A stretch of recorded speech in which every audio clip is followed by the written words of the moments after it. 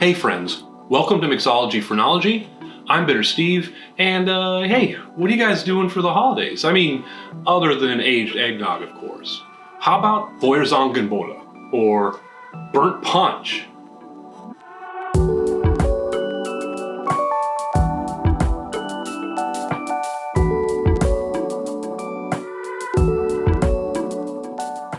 We're going to keep this simple, because it is a simple recipe. And even though this does require some specialized equipment, I'll show you how to make this punch without it as well. The ingredients we need: 2 bottles of red wine, 2 oranges, 2 lemons. Our dry spices are cinnamon, clove, and star anise, and we need just a bit of ground ginger. Lastly, if you're using a burnt punch bowl, you'll need a sugar loaf or sugar cone, and if not, just a ½ pound of sugar and of course 2 cups of Jamaican rum, 54% or higher. I'm starting with a slow cooker, although this could be done in a Dutch oven on the stovetop, and you just need about an hour or so on low.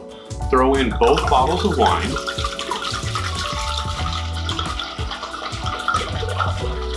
the fruit sliced up, and the dry spices. After the wine is finished mulling, strain it out and set up the fire bowl. Start with the frame, light a tea light to keep the punch warm, and pour the strained mulled wine into the bowl. This tea light really isn't enough to keep this punch warm all night, so it's best to mull the wine right before serving.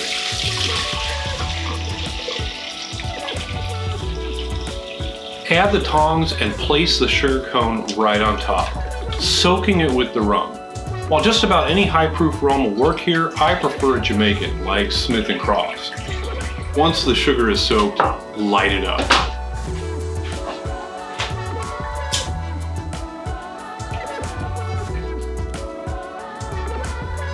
On a side note, I'm sure if you go back to the beginning of the video, you'll find that this bottle of Smith & Cross rum was much more full than it is now. I still did not have enough to do this, so I'm choosing a different plumber and Wedderburn. This is actually individually a plumber and a Wedderburn, one aged 11 and one aged 14 years.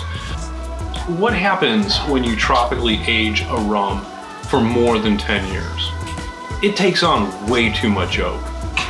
These are actually terrible on their own, way too woodsy, and you can barely taste the rum hidden underneath.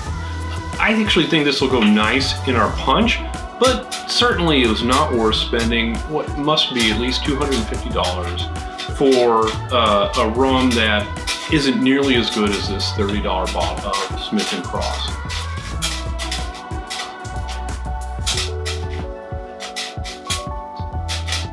Isn't that amazing?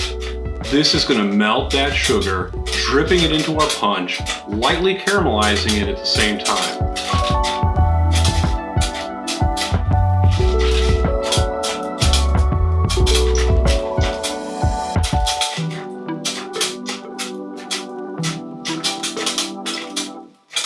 As it starts to go out, spoon more rum onto the sugar.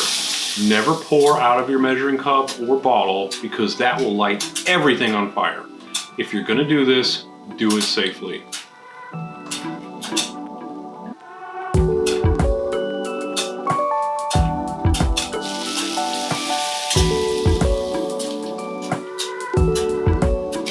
Now, if you don't have one of these bowls, this can be served straight out of the slow cooker. Light the sugar and rum in a frying pan on the stove, and then pour it into the slow cooker after putting it out. So let's try this out. We'll stir it up a little bit.